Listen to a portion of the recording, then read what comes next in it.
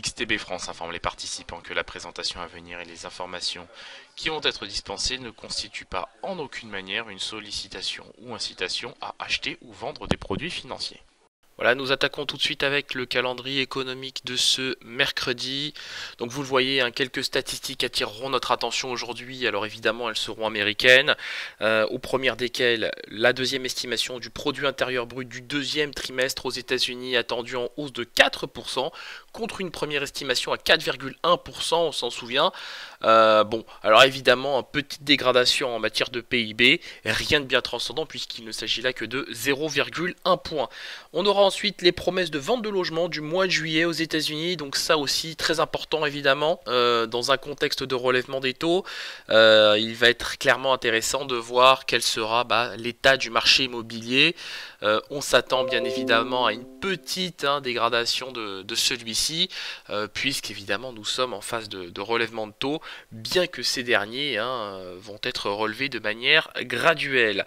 Enfin à 16h30, toujours en termes de statistiques, on prendra connaissance des stocks hebdomadaires de pétrole pour la semaine terminée au 24 août. Alors on a eu connaissance hier des premières estimations de l'American Petroleum Institute, donc l'API, qui a fait état d'une légère augmentation des stocks de brut, tout à fait symbolique. Donc rien qui n'ait pour l'instant vocation à perturber les cours du WTI. On assiste tout simplement pour l'heure à une phase de prise de bénéfices. Sur les marchés européens, alors c'est le rouge qui domine en Europe, mis à part le CAC 40 qui est flat à 0,01%. Alors après une ouverture en ordre dispersé, on a une tendance qui malgré tout reste soutenue par l'accord de libre-échange entre le Mexique et les États-Unis, d'autant plus que le Canada devrait rapidement se joindre à cet accord commercial. Néanmoins, la toile de fond pourrait rapidement se dégrader en raison de l'administration Trump qui devrait prochainement annoncer l'entrée en vigueur de taxes douanières supplémentaires sur 200 milliards de dollars de produits chinois. En parallèle, on a l'euro qui s'inscrit en baisse face au dollar américain ce matin en raison de l'Italie qui revient sur le devant de la scène. Le gouvernement italien a demandé à la Banque Centrale Européenne d'adopter un nouveau programme d'achat obligataire afin de protéger la dette du pays des attaques spéculatives et d'une nouvelle dégradation de la note de crédit du pays. Voilà, sur l'euro-dollar, donc comme je l'ai évoqué à l'instant, effectivement, on est pénalisé par l'Italie. Maintenant, ce qui me plaît, c'est qu'on est quand même sur une zone de support technique autour des 1,1670.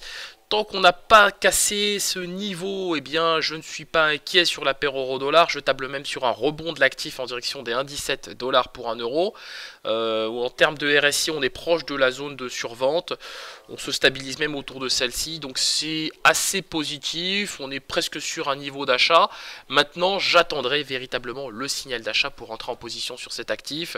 Je n'ai pas de véritable biais à très court terme. J'attends tout simplement le franchissement du seuil des 1,1675 pour racheter en direction des 1,17 $ pour 1 euro. Nous poursuivons avec le DAX 30 après une ouverture en gap haussier pour la deuxième fois en 2 jours. Donc le gap haussier formé ce matin a bien évidemment déjà été comblé sur le niveau des 12 530 points. Alors c'est assez intéressant le DAX, pour l'instant on a un nouveau support qui se forme autour des 12 530 points. Tant qu'on est au-dessus, ça reste acheteur. Par contre, en cas de cassure, nous pourrions retrouver le niveau des 12 480 points et même, pourquoi pas, le niveau des 12 400 points. Alors là, évidemment, il va nous falloir de sacrés catalyseurs baissiers. Maintenant, quand on sait ce qu'il se passe du côté de l'Italie et du côté de la Chine, je me dis que c'est parfaitement faisable. D'autant qu'on a un gap haussier formé lundi à l'ouverture des cotations qui n'a toujours pas été recomblé. Le gold qui lui aussi est à peu près stable, autour des 1200 $, 1200 $ l'once. Alors moi sur le gold, je vais vous dire, j'ai un biais assez positif et ce malgré la correction qu'on a eue hier sur l'actif. Alors correction qui est bien évidemment imputable à l'indice de confiance du consommateur américain, ressorti supérieur aux attentes. Dans le même temps, on a quand même une balance commerciale américaine qui s'est dégradée d'environ 4,3 milliards de dollars au mois de juillet. Alors on est en déficit de 72 milliards de dollars aux États-Unis en termes de balance commerciale. Donc pour l'heure, moi je vais vous dire sur le gold, j'ai un biais acheteur. Je pense qu'on va retrouver le niveau des 1210, voire même 1214 dollars à court terme. Tant qu'on est au-dessus des 1200 dollars, je reste positif sur cet actif. Ce sera vraiment ma frontière technique sur le gold. Sous les 1200 dollars, évidemment, je repasserai à la vente sur cet actif.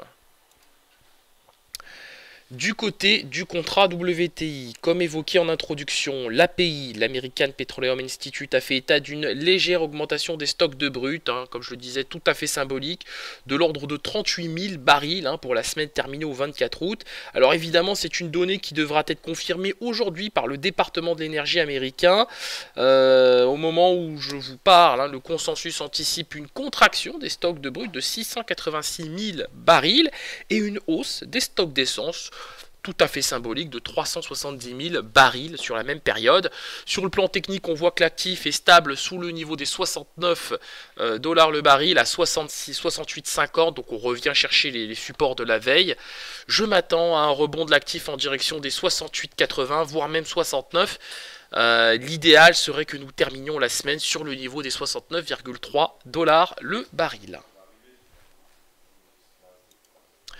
Nous poursuivons avec l'indice S&P 500 donc, qui consolide autour de ses plus hauts de la veille, des niveaux records d'ailleurs sur l'indice S&P 500. Donc 2903 points et même un tout petit peu plus, 2904 même. Donc alors évidemment c'est très positif pour l'indice. Maintenant on voit, comme je le disais hier en séance de live trading, qu'on a une hausse des marchés très hétérogène. Puisqu'on a des indices américains qui gagnent entre 12 et 18%, 12 pour le S&P, 18 pour le Nasdaq 100, et en parallèle on a des indices chinois qui eux, et hongkongais même, qui sont en très net territoire négatif. On a certains indices en Chine qui perdent 15% depuis le début de l'année. Ça évidemment, ça montre qu'il y a tout simplement deux mondes, le monde occidental et le monde des entre guillemets émergents. Certains ne le sont plus ou sont plutôt des émergents plus, mais ce qui est intéressant ici, c'est que nous voyons clairement une dislocation de performance, de la performance, c'est-à-dire que vous avez vraiment deux mondes en termes de marché financier désormais. Sur le Bitcoin, comme attendu hier, donc ça il n'y a pas de surprise à ce niveau là, on a bien retrouvé le niveau des 7000 dollars pour un Bitcoin. Donc ça effectivement ça c'est un scénario qu'on travaille depuis lundi. Je m'attends maintenant à une consolidation autour de ce niveau, autour des 7000 dollars pour un Bitcoin. Pourquoi pas une tentative à 1100, mais j'irai pas au-delà pour l'instant. Je m'attends clairement à une consolidation autour des 6990, 7100 dollars pour un Bitcoin. Voilà, on se quitte sur cette note. On se retrouve bien évidemment aujourd'hui à 15h15 pour notre séance de live trading quotidienne. Nous reviendrons sur les statistiques américaines cet après-midi. Et évidemment, la thématique italienne, la thématique chinoise qui pose problème aujourd'hui. Donc rendez-vous ce jour à 15h15.